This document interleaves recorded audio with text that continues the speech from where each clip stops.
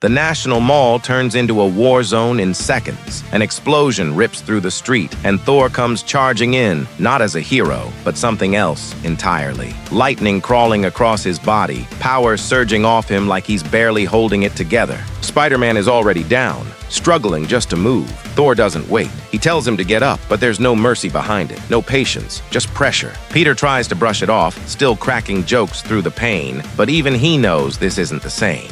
And before Peter can reset, Thor steps in, eyes locked, voice cold, calling him exactly what he thinks he is, a foolish spider. The National Mall is completely out of control. This isn't a fight, it's a full-blown rampage. Hulks everywhere, tearing through the city, flipping cars, smashing everything in sight like nothing can stop them. The ground is breaking, buildings are crumbling, and even the sky feels like it's all falling apart. And right in the middle of it, Thor stands charged up, surrounded by that same wild energy, wondering how to save everything from things like him. Peter's trying to make sense of it, but nothing adds up. And Peter does what Peter always does. He questions it, because if Thor's this powerful, if he can really handle all of this on his own, then why does any of this feel so wrong? Thor doubles down, says he's the strongest one here. No hesitation, no doubt. But Peter's not convinced. Not by the words, not by the power, not by whatever this version of Thor has become. He looks around, the buildings, the damage, the energy in the air, and something clicks. This place, he knows it. And that's when it really starts to hit.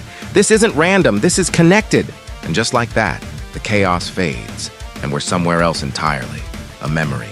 Peter, younger, standing in a quiet home, talking about the Smithsonian like it's the biggest dream in the world.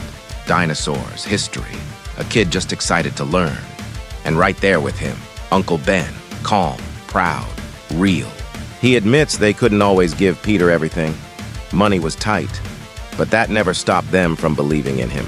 Because Peter earned this, a chance to go, a chance to be around the best, a chance to be something more. And you can see it on his face. That moment where everything feels possible. Ben reminds him he's smart, that he belongs, that he's already made them proud. May chimes in, keeping it light, packing him up, teasing him, loving him in that way only she can. It's warm, simple, normal, the kind of moment that sticks with you, long after everything else changes. Back to the present. Thor's not slowing down, but his tone shifts. He's not just smashing anymore.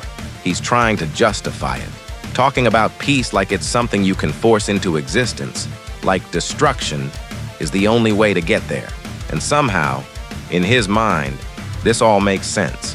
He even offers Peter a role in it, but on his terms. No tricks, no strategy, no thinking outside the box. Because to Thor, that's weakness. So Peter adjusts. He leans into it, plays along just enough. And while Thor's busy preaching, Peter's already moving. Webs going up, space closing in. Because if Thor wants a straight fight, he's about to get it. And just before it all snaps shut, Thor asks one thing. Ready? Thor doesn't wait for an answer. He moves. Lightning explodes off him as he charges. Pure force, no hesitation. This isn't strategy. This is domination. And the Hulks? They see it coming. For a split second, even they hesitate, like they're not sure if they're about to fight with him or get run over by him. Then it hits. Thor crashes straight into them, hammer swinging, energy tearing through everything in his path. No teamwork, no coordination, just raw power unleashed. Because to Thor, there's only one way to fix this hit harder than everything else. They dogpile him. No finesse, no tactics, just brute force as the Red Hulks swarm Thor, grabbing, choking, trying to rip him apart piece by piece. For a second, it looks like sheer numbers might actually bring a god down, but Thor isn't overwhelmed. The lightning doesn't just spark, it erupts. A full surge detonates out of him, blasting every Hulk off at once like they were never a threat to begin with. Bodies get thrown, and the ground itself feels it. And just like that, Thor's back on his feet, already walking it off, because in his mind, this was never a fight, just a delay. Thor crashes into the museum expecting Spider-Man at his side, but he's gone. The webbing shows Peter was here, then suddenly dipped. He moves deeper inside and spots the elephant display, taking in his surroundings as he tracks where Spider-Man went. This isn't Thor chasing him, it's Thor trying to regroup, because this was supposed to be a team fight, and now he's moving alone. Thor finally finds him, and Spider-Man's not fighting, he's thinking. While chaos tears through the museum, Peter's locked in, staring up at the bones of something ancient, trying to piece it together. Not the fight, the pattern. Because to him, this isn't random destruction. It's a clue. Thor doesn't get it. To him, the mission is simple. Smash the threat, end the problem. No riddles, no waiting. The storm is building in his hands again, ready to bring the hammer down. But Peter doesn't even look up, because if he's right about what this means, then punching first might be exactly how they lose. In the past, a young Thor stands before Odin, reckless, arrogant, already judging what he doesn't understand. He mocks, questions, tries to define strength on his own terms, even when it comes to Loki. But Odin doesn't bend. To him, truth isn't up for debate. Blood, title, worth, none of it is for Thor to decide, because being a god isn't about opinion, it's about responsibility. And Thor? The lesson cuts deeper than any battle ever could. Odin doesn't raise his voice. He doesn't have to. Every word lands with weight, forcing Thor to confront something he's not ready to hear. Strength isn't just power. Nobility isn't something you claim. It's something you prove. And Thor still doesn't get it. He stands there, stubborn, convinced he already embodies everything his father is talking about. But Odin sees the truth. He sees the flaw. Because being worthy of the hammer, of the throne, isn't about how hard you can hit. It's about who you choose to stand beside. That's why Odin pushes him further, toward Loki, not as a rival, not as someone beneath him, as his brother. Because the real battle Thor isn't ready for isn't on a battlefield. It's within himself, and for the first time, Thor listens. Thor's done waiting. To him, this is simple now. Stand your ground or get out of the way. The storm builds again, louder, heavier, demanding action. No more thinking, no more hesitation. But Peter's still locked in, head down, mind racing, trying to connect the dots, while a literal god is seconds away from turning the place into rubble. And even now, he's stalling, buying time with jokes, stretching the moment just long enough to be sure. Thor doesn't care. He steps in close, lightning cracking off his skin, voice rising, not asking anymore, but daring him. Fear me, or give me a reason not to end this right now. Because in Thor's world, this is where decisions get made. And whatever Peter says next, it better be the right call. And that's when it clicks. Not the fight, not the chaos, the memory. Back when none of this mattered. Just a kid in a museum, standing under the shadow of something ancient, listening to someone who saw the world a little differently. She doesn't just name the dinosaur.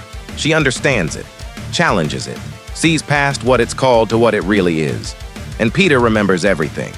The correction, the confidence, the way she stood her ground even when someone tried to shut her down, even when she was told she was wrong, because she wasn't. And now, standing in that same place, with the same bones towering over him, Peter finally sees the pattern. This was never random, never chaos. It's all connected. And that realization, that's the moment everything changes. And just like that, the memory stops being warm. What started as curiosity turns ugly fast. The same place that sparked wonder becomes the place where it gets shut down, mocked, dismissed, twisted into something small. But Peter doesn't back off. Even as the insults come, even as it turns physical, he steps in anyway. Not because he's stronger, not because he can win, because it's right. He takes the hit, gets dragged and pays for it. The kind of moment that sticks with you longer than it should. But that's the part that matters. It's about standing up when it would be easier not to. About choosing to care when everyone else is laughing. About being the one person who doesn't look away. And that's the real connection Peter's seeing now. Not just the pattern in the past, but the kind of person he decided to be because of it. Spider-Man finally stops and calls it out, but Thor isn't listening. Thor steps in, still locked in that warped mindset, but Peter reads it instantly. He makes it clear, Spider-Hulk doesn't even want the fight. He just wants to be left alone. And just like that, Peter disengages, not out of fear, but on purpose. While Thor's still stuck in brute force mode, Peter leans into what actually matters, figuring out the situation. He calls Thor out one more time, hitting him where it counts. "You don't even remember why you're fighting." That line lands heavier than any punch, because now it's not just a fight anymore, it's exposure. Back in the past, we see Thor before the thunder, before the ego fully took over, sitting in the quiet after a fight, already sizing up the world like it's something to be conquered, not understood. To him, battle isn't chaos, it's calculation, a test of strength, a way to measure worth.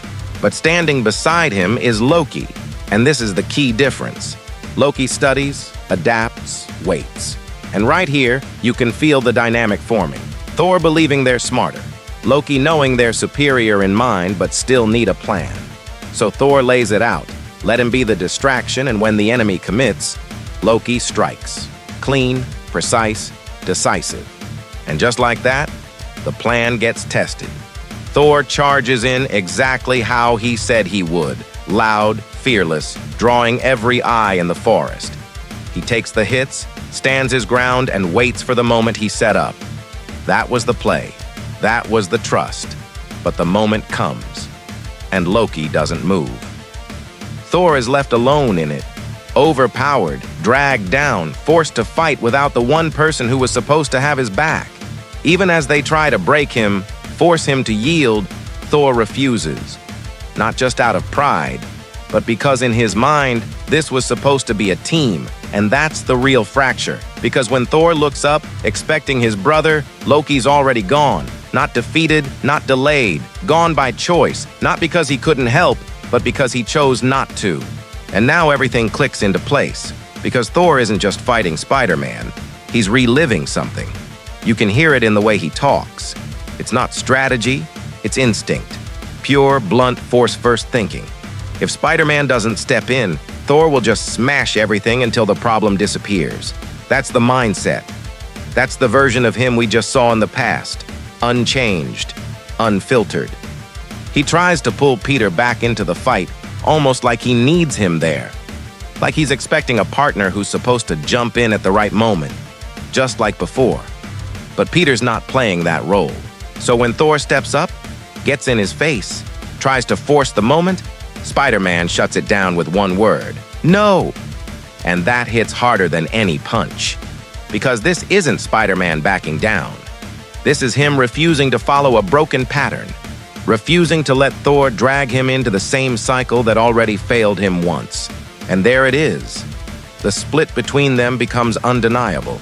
Thor goes right back to what he knows: power, impact, domination. He crashes into the exhibit like it's just another battlefield, smashing through bone and history like none of it matters. To him, this is progress. This is action. This is solving the problem, the text. But Spider-Man, he finally moves, and it's not to fight, it's to prove a point. One clean web shot cuts through the chaos, not aimed at Thor, but at the moment, the noise, the pattern. He steps in calm, controlled, almost surgical. Like he's already 10 steps ahead of the fight, Thor's still stuck in. And then he says it straight. Thor should read. And Spider-Man finally makes his move, not to outmuscle Thor, but to interrupt him. He slips inside the chaos, closes the distance, and lands a clean shot. Not out of rage, not out of ego, but to break Thor's rhythm. For a split second, the thunder actually stops. But at what it costs. Because every time Thor meets force with force, the situation gets worse. Bigger hits, bigger destruction, zero understanding. It's a loop. And now Peter's standing right in the middle of it, proving his point the hard way. Now Peter leans all the way into it. He stops trying to meet Thor head on and starts outplaying him. He flips the tempo, keeps his distance, and turns the whole fight into movement and misdirection. Webs, angles, timing. Spider-Man's in his bag now. Every move says the same thing. You don't beat a storm by punching it, you redirect it. And for a second it works. Thor gets pulled off balance, slammed to the floor, momentum broken. Thor surges back, lightning exploding off him, because if Thor can't outthink you, he'll just outstorm you. And now Peter's got exactly what he wanted, proof. Proof that Thor isn't thinking, he's reacting. Thor rises into the air, lightning exploding off him as he finally snaps. Done talking, done thinking. In his mind, this is simple now. Teach Spider-Man a lesson. Below him, Peter drops low, bracing himself. He's not panicking. He's reading the moment, watching Thor wind up everything into one massive strike. Thor brings the storm with him, fully committed, ready to end it in one blow. And Spider-Man, he holds his ground, hurt, pressured, but still thinking, still waiting for the right move. Because while Thor is going all in, Peter is still trying to solve the fight. And that wraps up this week's Comic Stories, World War Hulks, Spider-Man vs. Thor, issue 1 of 2. Welcome to Comic Lore, home of Marvel's and DC's wildest stories, where we break down how heroes and villains rise, fall, and sometimes come back stronger than ever. Hit that like, subscribe, and notification bell to stay updated on your comic lore. Don't forget to let us know in the comments if you want to see more comic stories from your favorite characters. Until next time, comic lovers, we'll see you in the next one.